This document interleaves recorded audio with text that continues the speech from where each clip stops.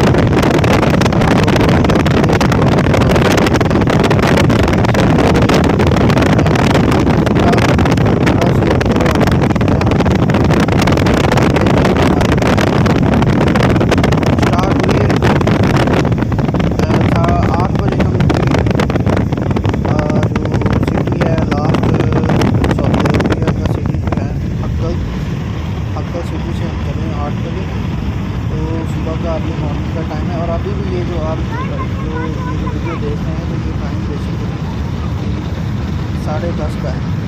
ये 1.5 से 2 घंटे की जर्नी है। ये जो पहाड़ी सिलसिला ये आ जाता है और बहुत ही खूबसूरत है। उसको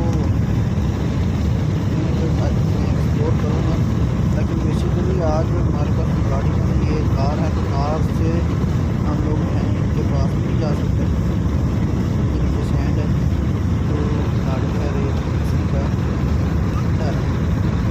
नेक्स्ट टाइम इंशाल्लाह टूर लगाएंगे तो अपनी गाड़ी में आऊँगा तो फिर हाईवेज है उसमें मसला नहीं होता, आसानी से बंदा इसको एक्सप्लोर कर लेता है, थोड़ा सा नीचे भी चला जाता है। यार सेम यही ऐसे ही पहाड़ अलोला में है, लेकिन अलोला में जो है ना वो सारा उसको ग्रिल लगी हुई है तो उसके लिए परमिशन लेके अंदर जाना पड़ता है।